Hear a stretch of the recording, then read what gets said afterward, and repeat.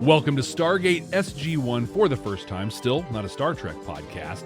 My name is Jeff Aiken, and I'm watching Stargate SG1 for the first time. And I'm Brent Allen, and I'm watching Stargate SG1 for the first time, looking for messages. I've seen the show quite a few times, but I've never looked at it through the lens of what is Stargate trying to teach us? What are those sci-fi messages that this show is trying to put out there? Where is it holding up a mirror to society? Where is it giving us hope that things can be better in the future?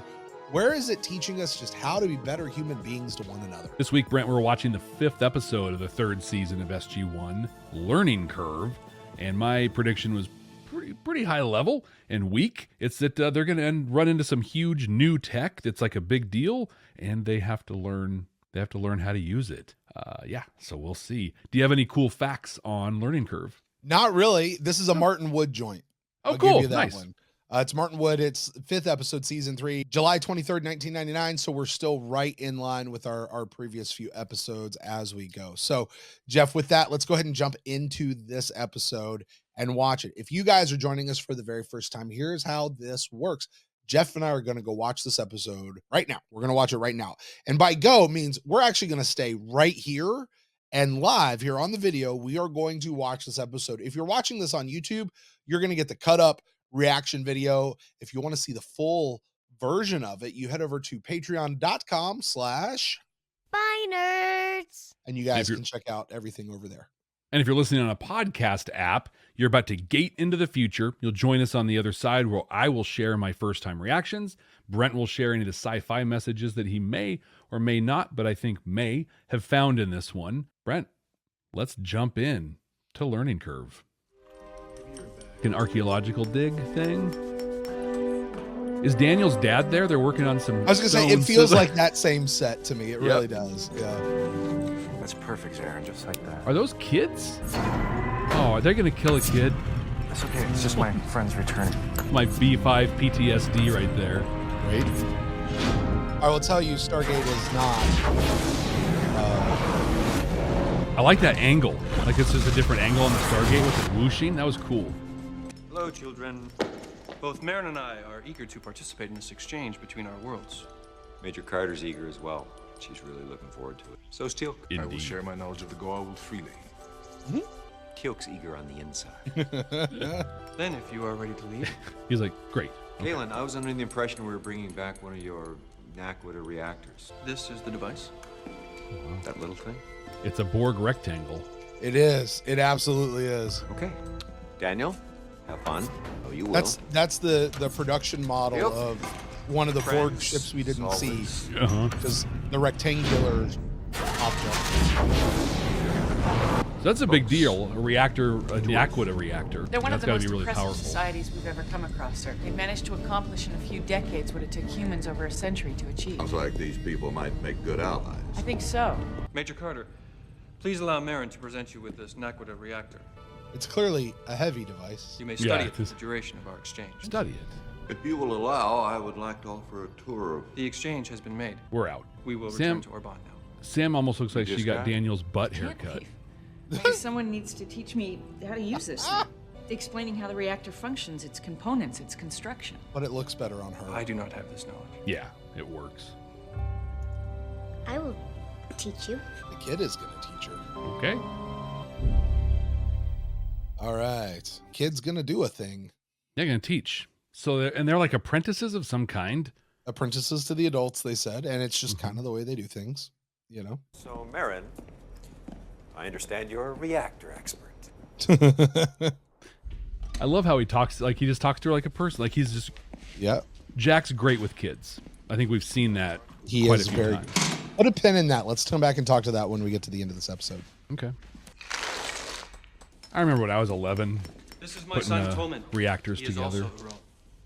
Teal'c, you will please tell him of the Goa'uld. You are most generous to offer your knowledge, Teal'c. Kalen, there was an apprentice here earlier, Zarin. Do you know where she went? Zarin is not here. It was past her time to experience her Avarium. Avarium. Ovarium. Is that like a graduation? That is an approximate definition.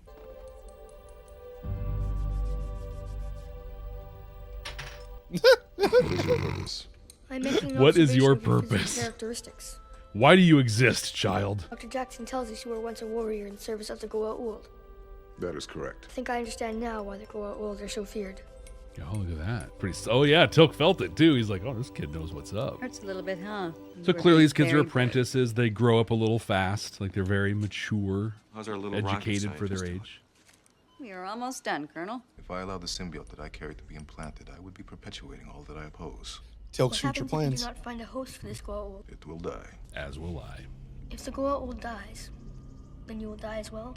Only if he doesn't get a new That Goa'uld. would be unfortunate. All right. You know what I love, Jeff? What's that? Is like this kid understands that Teal'c used to be in service of the Goa'uld. Mm-hmm. He's not scared of him at all. Like he At all. says, like I understand why they were so whatever, but he is fully accepting of Teal'c as a human and an individual, and is like immediately showing compassion for this man for what might eventually happen to him, or will likely eventually happen to him. You know, It's almost the these kids obviously, like, to do some D&D parlance, they're not just intelligent, they also have very high wisdom. Yeah. And with their wisdom, they're not as judgy, more accepting, able to have compassion. Like a lot of these, aspects of emotional intelligence are more accessible to them because they are wise. Or there's the innocence piece, or they haven't been taught to hate. Not as so often jaded, happens. right? Told that, they're Goa'uld, so they're evil. Like O'Neill thought for so long. Yeah. Teotihuacan flourished for centuries as a religious and economic mecca before suffering a great upheaval in 750 AD. Now, I think that your people could be the descendants of that civilization. You believe the arrival of the Goa'uld caused Teotihuacan's downfall? Yes. I want to hear Michael Shanks rap, like Yeah, he was hitting that with a quick, like let him get the words on top of the words, like see what he- journey with me into the mind of a maniac. I'm gonna tell you all about the Aztec. No, see, you're going too slow. I know. In the very beginning, when I bone thugs in harmony. Just a couple of follow-up tests. I have questions about her gonorrhea. Just over here cracking myself up. I get a little sine Marin's wave on blood the work shows trace levels of oscilloscope. silicon, trinium, and some other element I have Trinium. never seen. Now, I This think is it's in a her. mineral, but it is definitely not found on Earth. Okay, even I know that's bad. Well, I found out what was responsible. What? A nanite. She's got nanites in her blood. Yes, however, it still didn't explain Marin's abnormally high neuropeptide levels. So I did a computer-enhanced MRI. You ready for this one? There's millions of them. They've infested that little girl's brain. Wow. We encountered a civilization in which the Goa'uld used a similar method, nanosites, to accelerate the age of a population. Hey, remember that Colonel episode, O'Neill Jeff? was I do. adversely affected. These nanites were created by Urbanians in an Urbanian laboratory 49 years ago. All of my people have them. She's It been is a way we 47. acquire knowledge. Wait a minute, so you're saying, Marin, that all Urbanians' brains look like this? Each citizen receives a nanite after every ovarium. These nanites act as additional synapses. Yes, but that is all they do. They do not age us and cannot leave the brain. So it's like they're farming the kids almost. Like, Father, I wonder if they have like breeding facilities or something and they're I wish time to go to the pumping them full of ovarium nanites. immediately. I mean, it is 6 months until you turn 12. I'm concerned by what Teal'c has told me of these Goa'uld. If they learn of our existence, they will destroy us. The studies I have made as a new one about defense technologies must now be put to use so that Orban can begin preparations. I will notify the elders. You've learned well, my son. Let me help out with something just to take your brain off of it so you can focus on what's happening. These are not robots. These are natural born children. So like Yeah. that kid really is dude's son. Okay. Okay. And did you catch what she said happens, like what the ovarium is for them? I caught that as infants they pump them full of the nanites so they can before the neural synapses come up, but I didn't catch Right. the ovarium. So what happens is basically these kids, they form these neural pathways with the extra nanites, like all these Mhm. really, which allows them to learn super fast and super quick. And they go in and so each one of these guys is doing something different, right? So Toman, I think was his name. Uh-huh. He's He defensive. just He's said like he's doing military. defenses stuff. She's obviously doing Naquita reactor stuff. So what happens is when they reach the age of 12, they undergo the ovarium, where they take out those nanites from the brain and they give one to each of the citizens. And all of that information that they've learned is spread throughout the community. And that's how they learn as a society Okay. is, they allow the children to get juiced up so they can learn, and then they learn, and then you disseminate that information to society. Okay.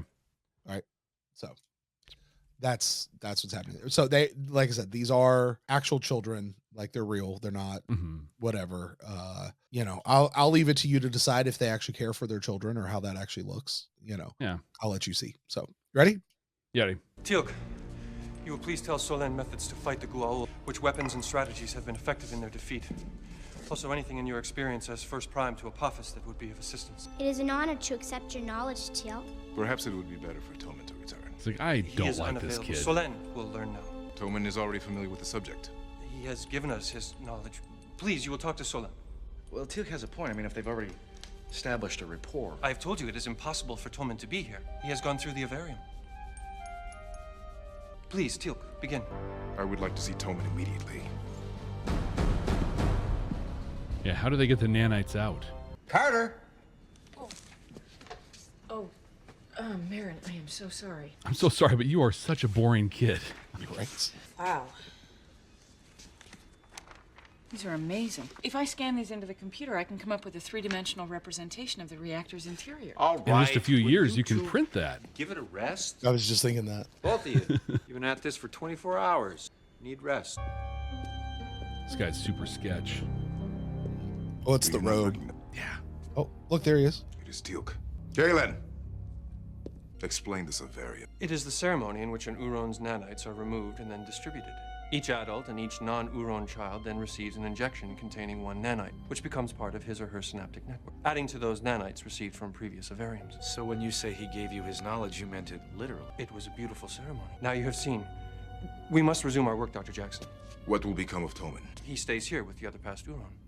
That's it? You play with him? Well, what is play? Interacting with him, teaching him new things. These children cannot be taught. Have you ever tried? Oh yes, but past Uron children cannot receive new nanites. The brain rejects them. Well, have you ever tried teaching him without nanites? That's just silly. What do you mean? I have no concept of what that means. There is no need for concern. These children are well cared for. Kalen, this is your son. My son is here now. He carries his son with him. Always. Right? Always. And so Galen does says that everyone Toman else. is not brain damaged. But clearly he was not himself. We do not harm our children, Dr. Jackson. You have seen Toman. You have seen how well he is cared for. Okay, I think we can work this out. We just need to sit down and discuss some alternatives. There are no alternatives. Marin must undergo the Avarium. You will return her immediately. There you go. Boom. She's already refused amnesty, Colonel. General, it's obvious the little girl has been brainwashed. Not Can't brainwashed, send her brain back without at programmed. least trying. Literally. Very peaceful people. Except for Marin, discarding their looks like you're gonna kids. be spending a little more time with us. Please return me to Orban. You do understand we're trying to help, right? I don't need your help.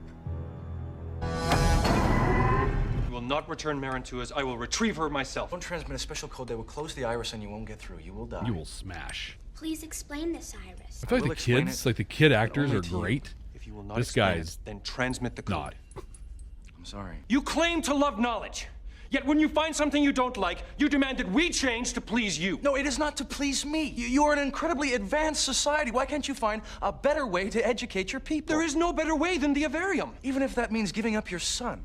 It was the happiest day of my life when Toman was selected to be Uron. Without her Avarium, the people who are awaiting her knowledge to continue their research, they will have to wait 12 years for another Uron to learn. Well, I didn't know that. Of course you didn't. All right. You didn't have all ask. the facts. Mm-hmm. She does not question her duty. It is you, Dr. Jackson, who are misguided to think that you can convince her otherwise. Okay, by reversing the polarity. That's the answer to everything. Reverse Reversing the polarity. That's it. We're in business. Why wouldn't you let me give you the solution? Well, what would have been the fun in that? This fun you keep Fun? saying.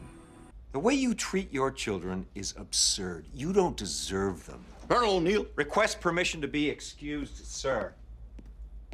And I'm taking it. Yes, sir, we're fine. Yeah, it was just the reactor. No, sir, No, just the Jack, initial no, energy no, pulse. no, There's no. no threat to the base. Just what Jack needs. A little distraction on the base. Well, interesting this alarm is going off right now. There's something I have to show you, but I have to take you off the base for. It's an ice cream You shop. do not have permission. It's a Chuck E. Cheese. We're going to have you? fun.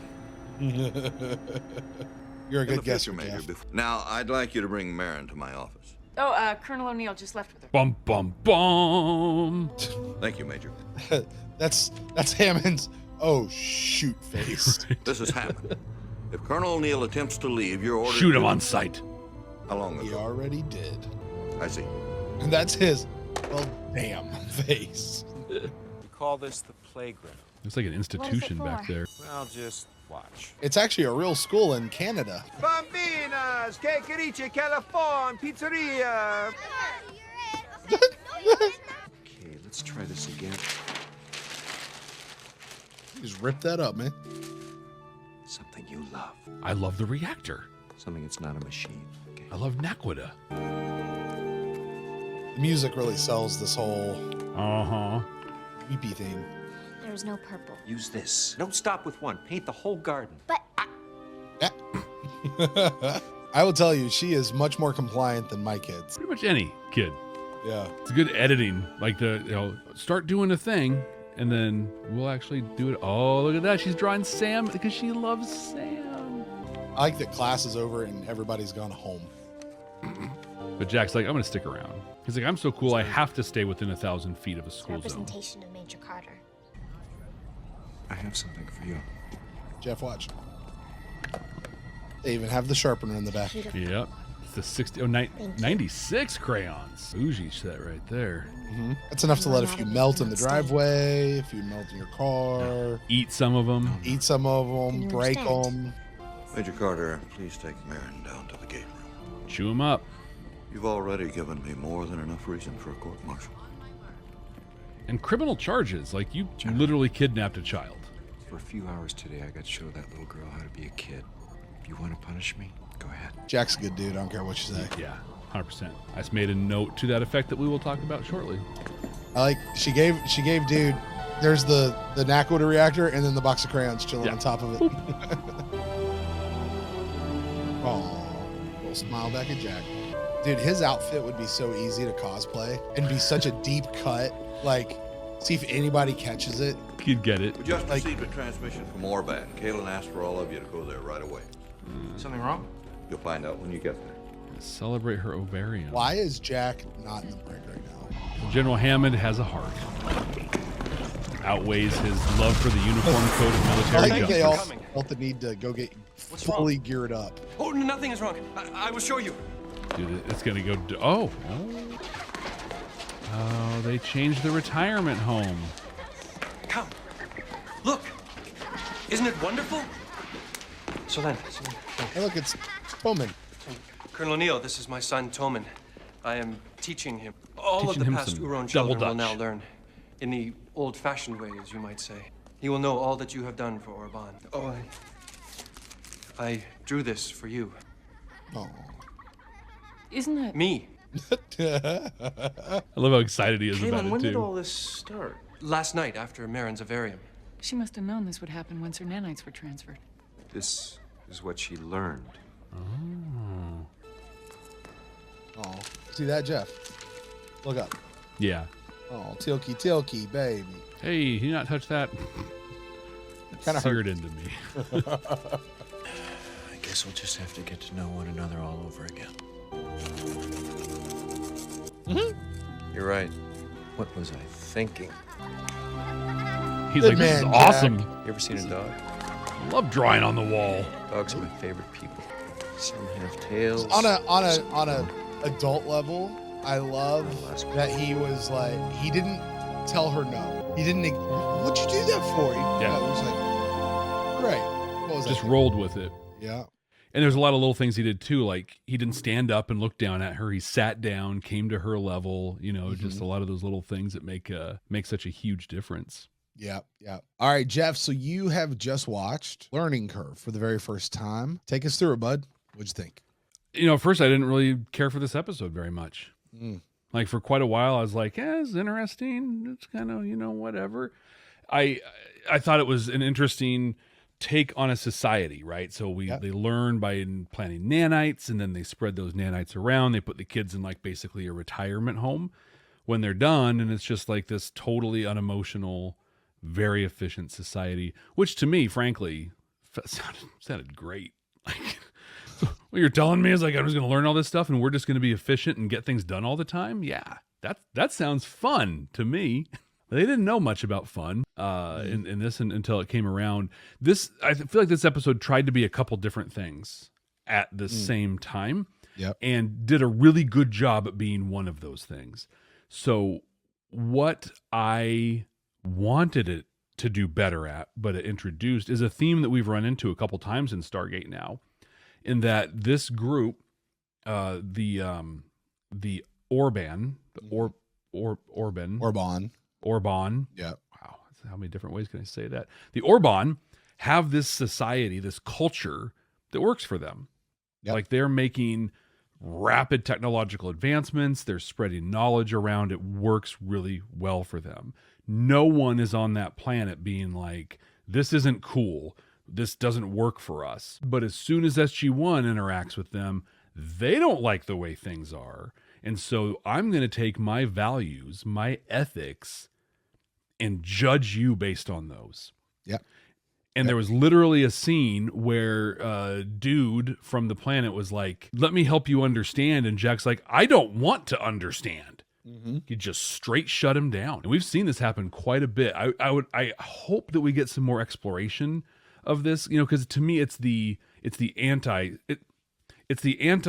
message of Star Trek, but it is the theme of Star Trek, especially the original series. Yep. I think Jack in this episode was channeling Captain Kirk through everything.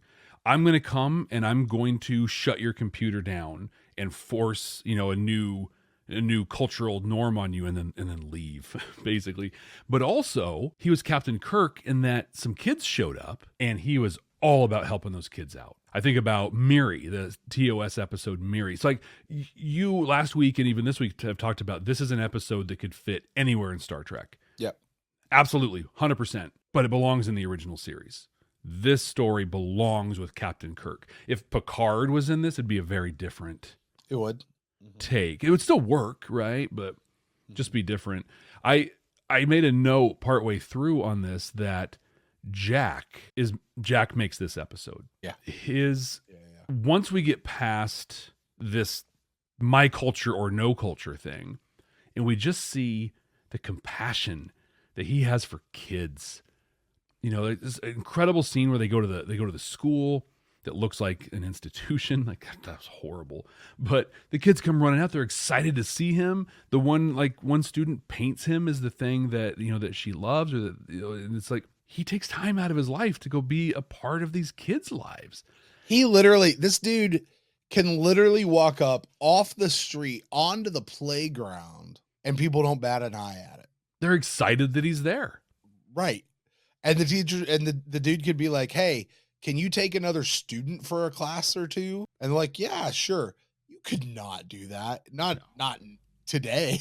No. In any school. Like, have you been background checked? Have we filled out information? Do you have their vaccine records? Like, has this kid gone through registration? Are they properly placed? Do we have their records from their other schools? We need But yeah, so at the end, this episode really hit me in a really positive way. I think it just, and it had to do this, right? It had to come in as a sci-fi episode. Here we are on a different planet, the Aztecs, kind of a cool lift from them. But to your point, a bunch of very, very white European looking Aztecs that took over this planet. Well, that'd be post-Spanish conquest, maybe? Right, yeah, like very multi-generational post. Yeah. Where they came around. But no, it's a fantastic sci-fi concept, but they had to, that wasn't the important part of the episode, it was interesting and kind of cool. It gave me Matrix vibes, of like, we're going to plug this thing in and you're just going to know it, which God, that'd be awesome. But this was really an episode about caring for people that are more vulnerable than you, people who can't really speak for themselves. And Jack did an incredible job. Really on the compassion side more than anything. I still think that his intent was to stop her from going back and having the ovarium happen and have all the nanites sucked out of her head. That was his intent. What he ended up doing was teaching her about fun, so that when she went and spread the nanites, all of a sudden they learned about fun. Amazing ending, totally unintended. Even Jack was like, oh, that's what she learned. Wow, good thing it worked out like that. This could have gone a very, very different way. The music, we brought up the music. Well, and if I may add to that, when he got there and he saw her post ovarium. He saw a few things, but one was maybe it's not as bad. Now, she's not a vegetable. He was Right. being very over the top with that. She certainly was not the same kid. She didn't have the same knowledge, the same, all those things that make you. Like, what is Mhm. it that makes you? Your personality. That all been stripped away from her, except for the little girl that was having fun drawing, Yeah. which we saw multiple times throughout the episode. Even when she's there with the piece of paper in Sam's lab and the ruler and the protractor and everything. And like, it was very clinical at that time, but she kind of was digging it. You could kind of Yeah. catch the vibe. And then later when we saw her in the art class and stuff, and now we see her out there, she's just she's holding the crayon the wrong way and everything, just going at it, smiling, enjoying it. It's like, that's Marin, and his answer, I loved his answer. What'd he say? Yeah, he's All like, right, gonna have to get to know you all over again. just have to get to know each other all over again. Let's do it. And it was okay. Like, would have been better if she'd still been there, but But let me ask this wasn't though, the end of the world. because it is kind of one of the things they bring up a couple times. The thing that makes you. Mm-hmm. Was that her? Because I feel like we saw Toman and we saw Marin like in detail, and I mean they had different subjects. Toman was about defense and military stuff, and she was about the reactors. Mhm. But outside of the subject, they were kind of the same person, right? They didn't have a personality. They were just kind of they were very android, very Sungian android. That's and a how they fair spoke point. and everything. Yeah. So is who she was that little girl who liked drawing and stuff, and they actually removed the thing that was stopping her from being her. That's what I'm saying. And that's what I'm saying. Like, outside of that being the same thing, you can still see that in between. Like, Jack literally brought that out in her, Mhm. and now you just see it uncorked. Yeah. Like that, because like I think when he saw that, like, there's Marin. That's the Marin I know, is this girl who's just loves drawing. Yeah. Yeah. So that begs an even bigger question. Like let's dive in. We wouldn't have to dive into this, but just kind of a thought. What's happening? What has happened in our personal lives? What are our nanites? What are the things that we have in us that are actually stopping us from being who we really are? Yeah. And what's the show? What's the whatever that we are programming that we have? And who are we really? In this culture, Bills. That's what it is. That's what's stopping all of that, is bills. That's for sure, man. Oof, that's a whole adult life bills. Yeah, I'm not going to go down because I just it's such a thing. I'm going to say, like, there's this show that I'm watching, and there's this big deal where there's guys working as a temp, and all he wants is like to be hired permanently. And eventually they hire him permanently, and like he celebrates and he's all excited, like validated as a person. And I'm like, dude, you got a job. Like, that's cool, but is that really where you derive your personal value from? Oh my God.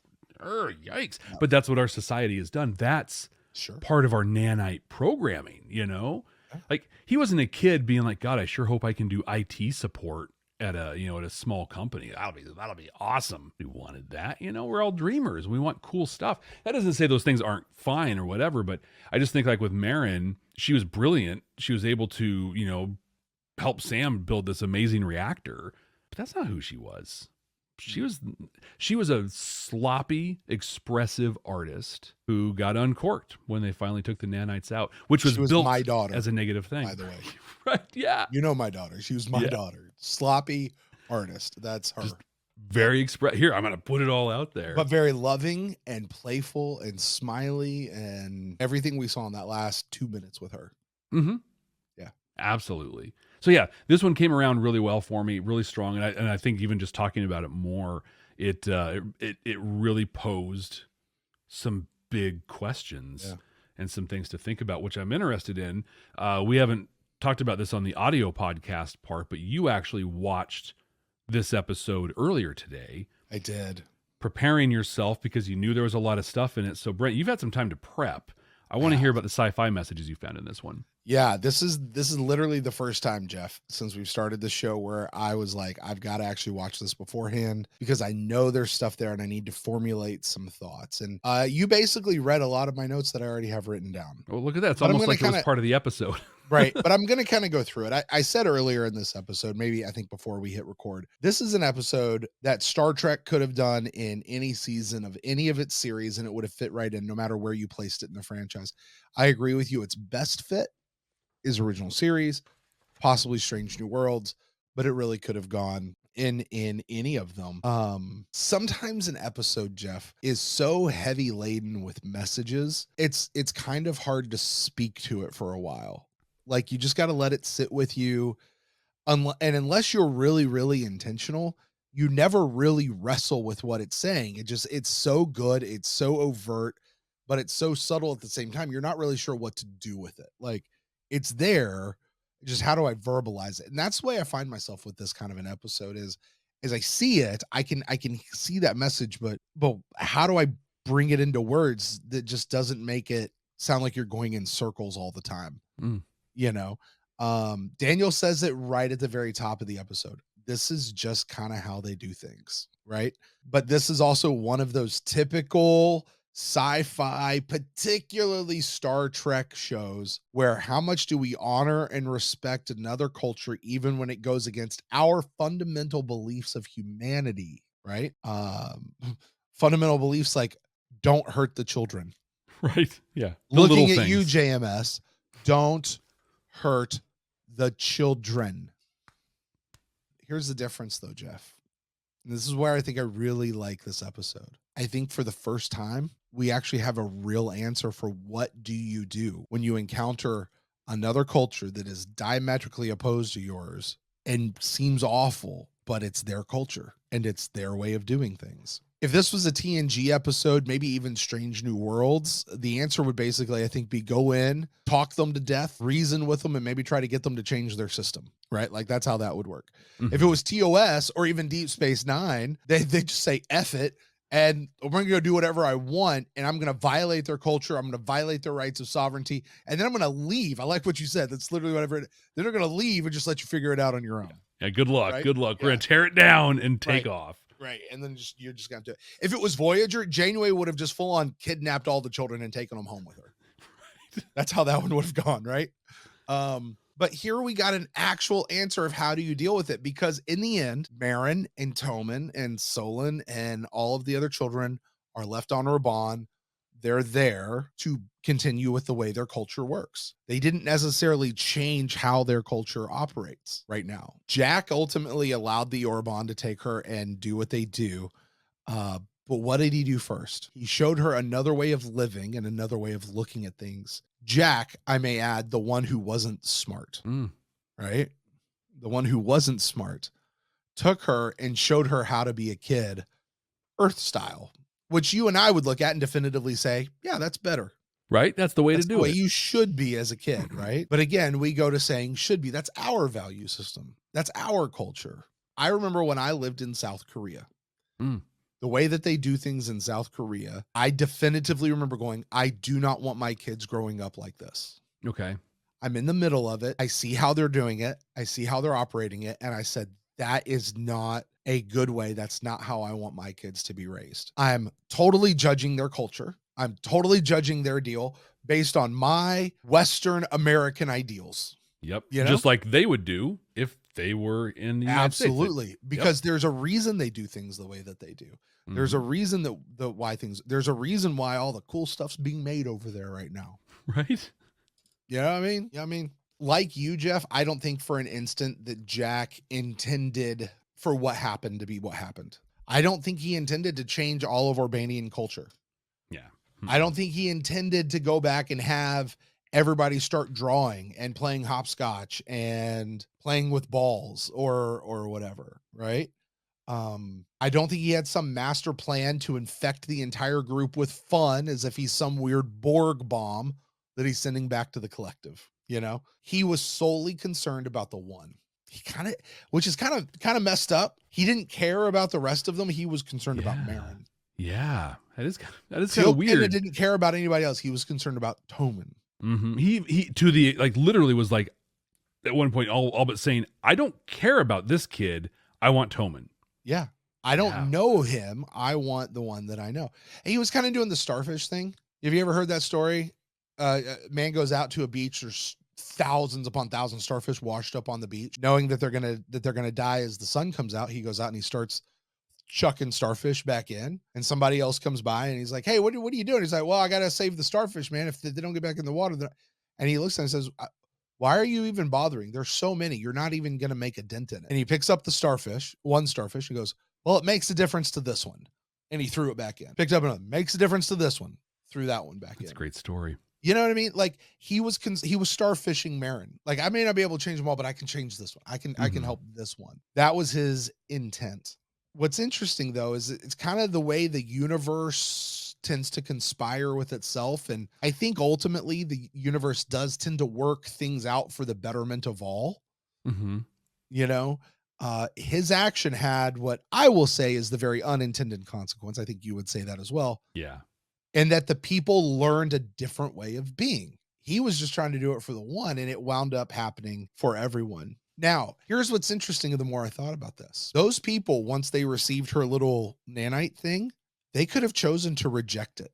Yeah. Yeah. They could have chosen to reject the fun. They could have chosen to not embrace it, but they didn't. They saw it. They went, "Whoa, that's a new experience we've never had." There's an ignorance there we've never had. I had no idea that this was even possible. They didn't even know the word fun. Exactly. They didn't know how to draw. They didn't know how to play. This was not even in their vocabulary. But when they did it and they got into there and they're like, "Yeah, let's do that." Wait, what do you mean there's a different way that we can care for the past Uron kids? We're going to treat them very well. Well, but what does well mean to you versus these other people? Well, why don't you just teach them the way that old people get treated? I don't even know what you're talking about. What do you mean? Like, they weren't really communicating on those levels, right? But what I think that proves, though, is the sheer fact they didn't reject it shows that the Urbanians were not bad people. They're not evil people. Yeah. You know what I mean? Like, because if they were, they would have just said, "Nope, we're going to completely keep all of that out." This is what we do and how we do it. Yeah. They just had a different way of doing things. They had a different way of looking at societal roles, societal responsibilities, and they didn't know what they didn't know. They were ignorant. And in truth, they were able to all come around. Here's the great thing. Because of their system and because of the way it worked, they were all able to partake of this because of the system. Yeah, it spread around immediately. Wasn't the way it was, this would not have gone through their entire society. Like it was amazing. Like, when did this happen? Oh, last night. Like we started this last night, and it's just like it's infectious everywhere because of exactly that. Their system spread it. Did you see how happy he looked? How excited he was to share. He was he was like a kid, just the way he was doing. Like a kid. So all of that to say, what is the message? How do we boil this down? Because like I said, I started this off by saying they did something here that Star Trek never does, and that's provide the actual answer. So often we've talked about how they present a problem, but then they don't really discuss it. A lot of times Star Trek presents a problem, discusses it, and lets you figure out the answer. Mm-hmm. And if you don't stop to think about what is the answer and what side, this isn't a Tuvix situation where you know which side of the issue you're going to be on. This is kind of like I sort of see it from both sides, and well, I don't really know what the best way to do that is. Here's how I think we boil this one down. This is what I get out of this. You can't change people. They have to do it for themselves. Jack and Daniel and Teal'c were not going to change the Urbanians. Mm-mm. They had to pick it for themselves. Now, they needed the knowledge. They needed to be exposed to more ways of thinking. All you can really do is give them that knowledge. You can give them that experience, not necessarily by telling them about it, but by letting them actually experience it. Let them get a different way of looking at life. Let them make their own decision, even if you still find it revolting. Hey, by the way, I told you that thing about me going over to Korea. Yeah. After living there for 3 years, being in the system that they're in, you know what I eventually realized? It's not that bad. Yeah. It's not that awful. There are still some things I'd like to do different, but there's actually some really good things that are in there too. That need to be in there too, And here's how we grow. Here's how we change is by being able to look at things in a different way. Without judging what is so wrong with that culture over there, to be able to go in and be like, okay, well, why do they do it this way? What are the benefits of that? What are the pieces that I want to take? What are the pieces I want to have? What are the ways I'm going to be changed by this culture? Sometimes it's more important, Jeff, for us to allow another culture to change us than it is for us to go change all the other cultures out there. Yeah, definitely. You know what I mean? And I think that's really the answer that this gives. Jeff, this is a 7 chevron episode for me, up and down. No question. It was written. It was intentional. It was thoroughly discussed. It gave you an answer. 7 chevron. Now, chevrons and rankings are two very different things. Very true. Chevrons are all about the message. The rankings all about how much you enjoyed this episode. Jeff, you, my friend, get to take this and place this in our 100% completely accurate definitive season 3 ranking of Stargate SG1.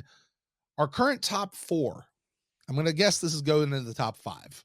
It's a strong guess, I think. But our current top 4 are Fair Game, Into the Fire, Seth, and then followed by Legacy, which I cannot believe is that low. But Jeff, where do you place Learning Curve just based on your sheer, how much did you like this episode, message notwithstanding? So you brought up a very important point of order on this one that I do want to address, and that was Seth and Legacy. You're a smart man, Jeff. I'm swapping those out. So Legacy's in number 3 and Seth is in number 4. Smart I had man. some time to think about it. And to your point, right? Like I'm not stuck in my ways. I can listen and I can allow other cultures and experiences to influence and change me. So there you go. Case in point. On this one, I talked about how I went on a journey on this one. Like at first I wasn't really into it, but then it really grabbed me. And this one grabbed me hard. Like this was, I'm gonna link the ranking and the rating on this one, because what really struck me when you gave it the 7 chevrons was my reaction was the message. Yeah. Like I came out with the message. That's how, not only how strong it was, but how well it was done. Mm-hmm. This, Brent, is our new number 2 episode of the season. I don't disagree. I don't disagree. It's great. And very much just on the strength of the writing. Yeah. On this one. Yeah. I agree with you. Hey, one thing that I do want to note, you mentioned it in the show. You mentioned it a few times. Let's just say it for what it is. Jack has an incredible soft spot for kids. He really does. You know, I mean, look at what happened with Cassie. Look at what happened with that Ritu kid. Mm-hmm. You know, I know a few other kid things that come up. Hey, spoiler alert, there's going to be at least a handful more over the next 8 seasons that we still go through, you know. Jack's definitely got a soft spot for kids. You know, now whether that's a result of what happened with his son or that's who he is as a person, and partly why his son affected him so much. Like, obviously it was a son, but still bigger than that. Like, Jack's just a good dude, man. Yeah. I got to think that he was a great dad, right? Like he was a really good dad, and losing his son, especially the way he lost his son, was, you know, obviously in the film, you know, that changed him and darkened him quite a bit. But as he's, you know, as time does its thing and he's doing his stuff, he's like, I feel like he decided that he's a good dad, or, you know, a good thing. And not only is he was, but now he also believes that he is. Now, I don't know that he didn't before, but like it shows he's like, yeah, this is a thing I can do. I got this. It's really cool seeing him operate like that. Also, we came to know that there is such a thing as a Naquita reactor or a Naquita generator. Kind of a big deal. That's a thing. Jeff, what was your prediction for this episode? A piece of new tech that they're going to have to figure out. And that was Sam's whole storyline, figuring out this new tech. Oh, there you go, Jeff. I like it, buddy. I like it. You get high level enough, you're going to hit something, right? I like it, buddy. I like it. Just to update, we had no additions to our For Crying Out Louds and Deeds or Daniel Deaths countings that we are doing. Although there was a perfect opportunity for an Indeed. Oh my gosh, there's so many. So Jeff, I guess with that, we're going to call this a great episode. Television, good 45 minutes, could have worked anywhere. Good stuff. I'm glad that this was in Stargate, not Star Trek. I agree. Because it would have been different in Star Trek. And I don't think I would have appreciated it as much. So with that, Jeff, it's time to move on to our next episode. Would you like to know what we're watching next time here on Stargate SG1 for the first time? Yeah, I suppose so. We are watching an episode titled Point of View. Point of view. Point of view. Get high level, Jeff. Give us a point of view on Point of View. This is going to be an episode from the System Lord's perspective. We're going to see things happening from a different point of view. And the cool thing in that, like I'll be excited for, is just getting that view into the System Lord Gould culture that we'll get a little bit of. But there'll be SG1 over here on the side doing a thing that'll intersect enough to make it the episode. So this is a episode we'll see this from the System Lord point of view. All right. Well, you're a good guesser, Jeff. Oh, sure. You're a good guesser. Well, that's going to do it for us right here on Stargate SG1 for the first time. That's going to do it for us here with Learning Curve. Thank you guys out there so much for joining us. Hey, listen, don't forget, wherever you are catching this show, whether you're on Audible, Apple Podcast, Spotify, YouTube, Spotify Video, Patreon, whatever else we're on out there. I don't even know what all, it's all out there. Wherever you are, please leave us a rating and a review, check mark, stars, whatever it is they allow you to do. Please make sure you do that, because what that does is that lets other people know that you are enjoying the show, and they would probably enjoy it too, which helps more people find the show. Also, please be sure to share this show with somebody that you know who loves Stargate, or maybe somebody like Jeff over there needs to get into the gate for the first time. So with that, until next time, folks, hey, we Brent. will see. Yes, Jeff, I love making this show with you. I'm so glad that you pulled me into Stargate. This is great. So I made something for you. Oh, it's you. Yay. Oh, indeed.